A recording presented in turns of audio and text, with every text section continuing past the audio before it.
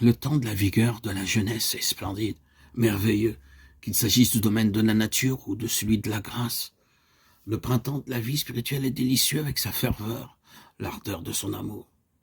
Mais il a sa verdeur, il est impulsif, partial, il croit savoir et souvent ne voit qu'un côté des choses. Beauté de la ferveur, de la piété, de l'énergie, de la vie, beauté de toutes les possibilités, pas nécessairement de leur accomplissement. Beauté de la fleur qui pourra donner un fruit lorsque les pétales seront tombés. Job pensera avec reconnaissance aux joies de son merveilleux matin. Mais il descendra plus de beauté dans la foi qui a atteint son ultime développement et qui marche avec Dieu dans une confiance paisible. Il verra plus de beauté dans la douceur d'un esprit exercé par la souffrance et qui se repose en l'Éternel, confiant dans la sagesse de son action et dans les desseins de sa volonté bénie.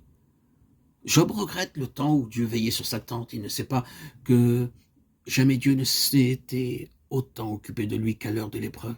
Dieu ne perd jamais des yeux le creuset ou l'or précieux que constituent ses rachetés et affinés par le feu.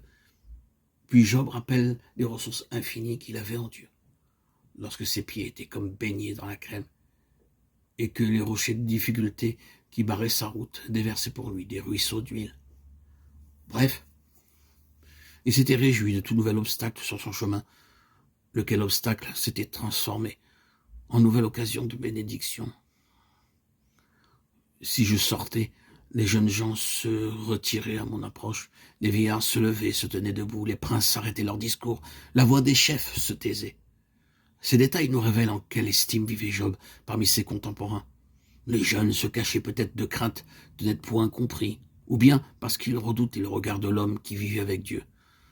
Tous montraient le respect qu'ils avaient pour l'homme de Dieu.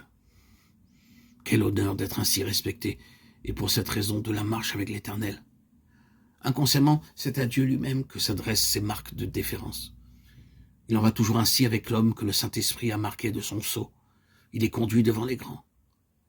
Mais si ceux qui honorent le serviteur de Dieu se glorifient en l'homme, s'il lui attribue la puissance, l'Éternel qui est un Dieu jaloux, même son serviteur à l'écart, il l'amène à l'écart pour, comme dans le cas de Job, lui permettre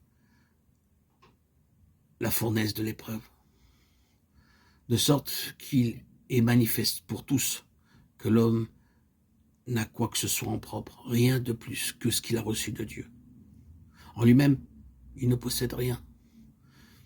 La bénédiction du malheureux venait sur moi. L'oreille qui m'entendait me disait heureux, car je sauvais le pauvre qui implorait du secours et l'orphelin qui manquait d'appui. Je remplissais de joie le cœur de la veuve. Job, chapitre 29, versets 11 à 13.